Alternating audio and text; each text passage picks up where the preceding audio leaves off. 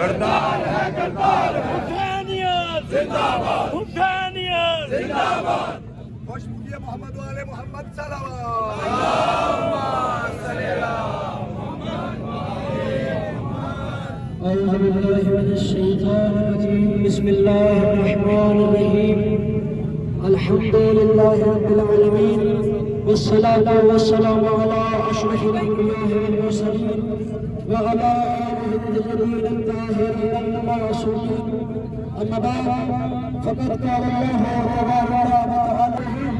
يا أيها الذين آمنوا لا تتخذوا اليهود والنصارى أولياء اے ایمان والو کبھی یہودوں اور نصارہ کو اپنے اولیاء نہ بنانا یہ تم میں سے کسی کا دوست نہیں یہ تم میں سے کسی کا دوست نہیں اس مقصد کے تحت یہاں پر جمع ہوئے ہیں یہ مقصد وہ آواز ہے جو اکیلی آواز ہے جب پوری عالم اسلام میں وہ آواز جب مسلمانوں کے حق میں بولا کرتی تھی اس کو خاموش کر دیا گیا اور یقیناً یہ جنت کا راہی ہے اور یقیناً ہم پیغام یہ دینا چاہتے ہیں کہ اب وقت امت کے متحد ہونے کا ہے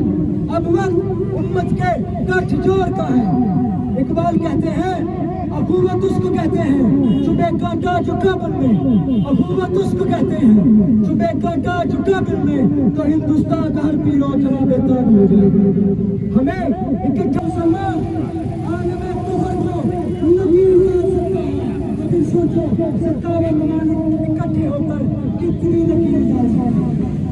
ہمیں اکٹھا ہونے کی ضرورت ہے وما علینا الا البلاغ المبین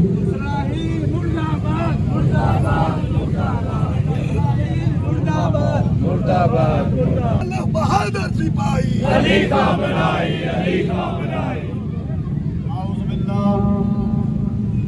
باللہ من الشیطان الرجیم بسم اللہ الرحمن الرحیم الحمدللہ رب العالمین الصلاۃ والسلام علی اہل حق بعد بسم اللہ فقط ایران دی جنگ نہیں یہ جنگ فقط مسلمانہ دی جنگ نہیں جتنے اسلامی ممالک ہیں انہوں نے ہونا کٹھیا ہو دی یکجا ہو دی متحد ہو دی ضرورت ہے کافر اگر اکٹھے ہو سکتے ہیں امت مسلمہ کیوں نہیں ہو سکتی ضرورت ہے کوئی دریا نہ کوئی آئی دریا سید